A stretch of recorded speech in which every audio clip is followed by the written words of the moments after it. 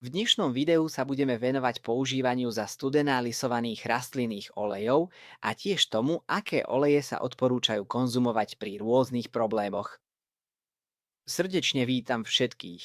Pri výrobe zastudená lisovaných olejov sa používajú výlučne mechanické postupy na vytlačenie oleja zo semien. Olej sa dá lisovať prakticky z akýchkoľvek rastlinných semien. Jednou z hlavných spoločných zložiek rastlinných olejov je omega-6 masná kyselina, teda takmer všetky rastlinné oleje obsahujú veľké množstvo omega-6.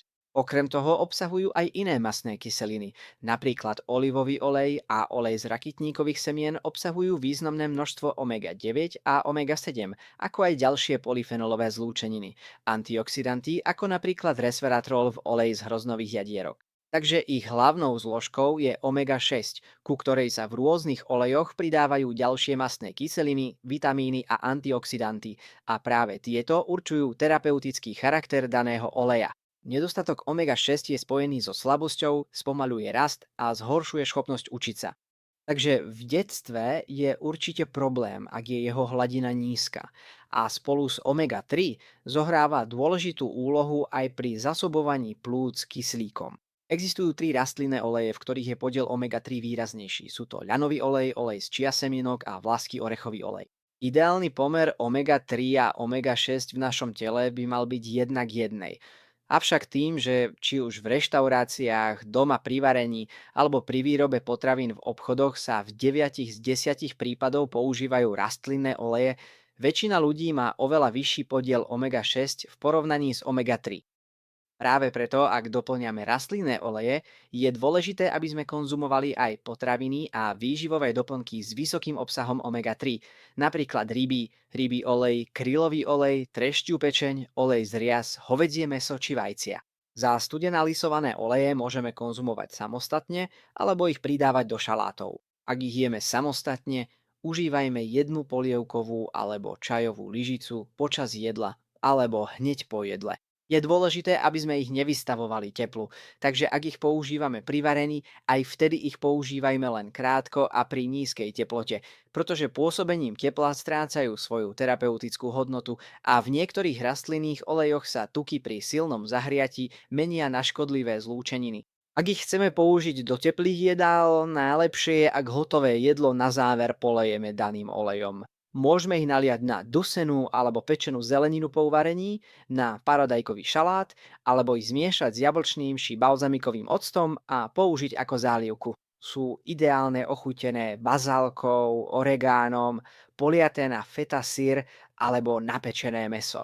Pre srdce a cievny systém sú najlepšie oleje hroznový olej vďaka zložkám podporujúcim cievne steny, ľanový olej pre obsah omega-3 mastných kyselín a olivový olej. Ak chceme podporiť náš mozog a nervový systém, najlepšie sú makový olej a konopný olej vďaka ich upokojujúcim účinkom. Na podporu pečenie používame rakitníkový olej a olej z pestreca mariánskeho. Prvý z nich vďaka obsahu vitamínu E a množstvu antioxidantov, druhý zas pre obsah silimarínu.